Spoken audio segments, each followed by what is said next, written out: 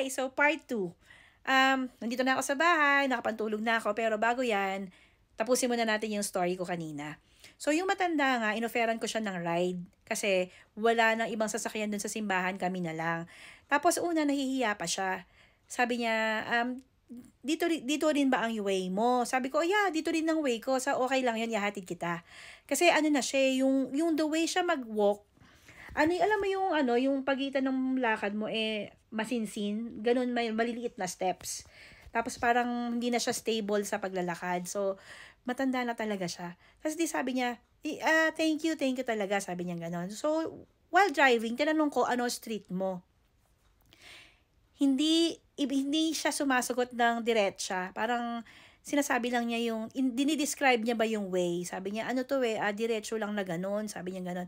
So, gets ko na hindi niya maalala yung street. Pero okay lang yon. Sabi ko, sige, i-ano mo na lang, isabihin mo na lang sa akin kung magra-right or magle-left o magdidiretso, ganyan. Tapos kumukwento siya, nagkukwento siya. Alam mo yung matanda siya, nagkukwento siya. Pero ako, parang ikaw na nagda-drive, parang sabi mo sa akin beforehand kung kailangan ko bang mag-left, kailangan ko bang mag-right, ganyan. So, hindi siya nagaganon.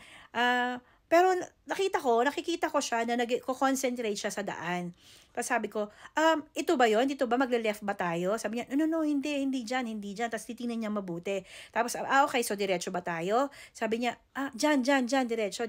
Ito ba yung yung merong parang, yung naglalaro ng mga basketball? Sabi niya, basketball, ng football? Sabi niya ganyan. Sabi ko, sa oval? Okay, sige, nagdiretso kaming ganyan. Tapos nandun na kami sa may oval, yung mismong sa may oval, sabi niya, ay, hindi ito liko mo, sabi nga no, liko ko daw.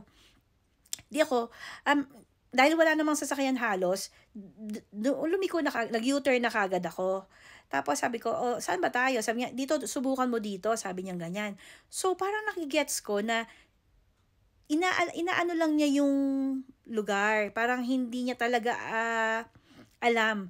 Inaano niya lang, yung parang, tinitingnan niya yung bahay kung maalala niya. Ang problema, ang mga bahay dito pare-pareho itsura.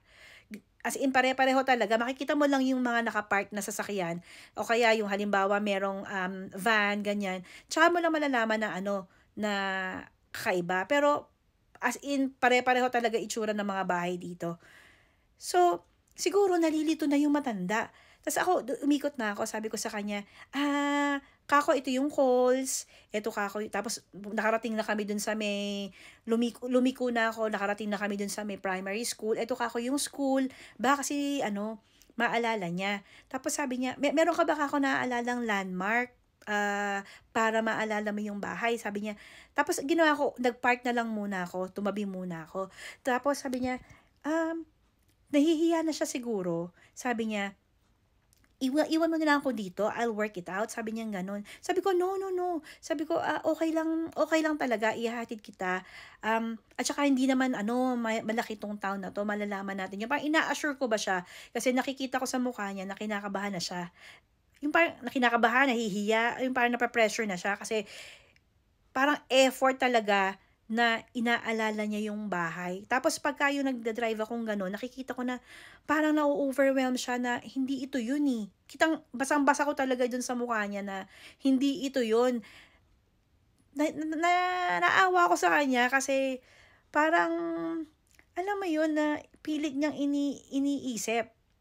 Pero hindi niya talaga maisip kung nasan siya nakatira. Sabi ko sa kanya, alam mo ba yung number ng kasama mo sa bahay? Telephone number? Tapos sabi niya, hindi Sabi ko, sino ba yung naghatid sa'yo kanina? Sabi niya, kaibigan niya nung anak ko, papasok na sa trabaho ng alas 5. Dinrop niya lang ako sa simbahan. Sabi ko, okay, sige, ganito na lang, balik tayo sa simbahan. Tapos, baka maalala mo yung daan. Tapos sabi ko, tapos naisip ko bigla, yung number ba ng bahay naalala mo? Tapos, sabi niya, inisip niya talagang mabuting, as in matinding isip. Sabi niya, 441. Sabi ko, alam ko yan. Alam ko yan kasi yung number namin, ng bahay namin dati, 443. Sabi ko, parehong street yan ng unang bahay namin dito. I mean, hindi namin bahay nung may-ari ng hotel. Yung tinirhan namin, sabi niya, 443. Sabi ko, doon yun, alam ko na yun. So, sabi ko, tama yung way natin kanina, yung sa may oval. Tama nga, sabi ko, okay, sige. nagpunta kami ulit doon, dinaanan niya ulit. Sabi ko, eto ka yung sinasabi mong maraming mga poste, maliwanag na ilaw. Tapos, di pumunta na kami. Sabi ko, nung nag-park na ako sa 441, tinignan niya mabuti. As in, inaninaw niya. Medyo madilim na eh. Sabi niya, ay, ito nga yung bahay. Sabi niya ganon. Tapos sabi ko, ay, that's good. Sabi ko nga, o sige. Tapos, bago siya bumaba, chumika muna. Sabi niya, oh, thank you, you're so good. Sabi niya, nung nakababa na siya, umikot na ako dun sa may cul-de-sac. Pagbalik ko, nandun pa rin siya sa may garden. Sabi ko, oh, do you need help in opening the door? Sabi ko ganon. Tapos sabi niya, no, I can do. Sabi niya ganon. I'll open the back door. Sabi niya ganon. Okay, sige. Di, iniwanan na namin siya. Tapos sabi ni Craig, Mama, I felt bad for him. Sabi niya, what if hindi natin siya inoferan ng lift? Oo nga no, sabi ko, buti na lang nag-offer kami. Kasi what if naglalakad yung matanda, Diyos ko. Ang lamig-lamig, madilim na. Tapos yung mukha niya talaga, hindi ko makakalimutan yung takot at saka yung effort na alalahanin yung daan. Kasi parang basta naawa talaga ako. Nagsisisi nga ako, sana inintay ko siya makapasok ng totally sa loob ng bahay bago ako umalis. Kasi inisip ko pa rin siya kagabi na okay ba siya. Baka mamaya nagpe-pretend lang na yun yung bahay dahil nahihiya na siya. Pero hindi, I'm sure yun yung bahay kasi alam niya yung 441 eh. But anyway, yun lang, naikwento ko lang. Naisip ko lang kanina na nagdadrive ako, naalala ko lang bigla. Yun lang. Bye-bye. Bye.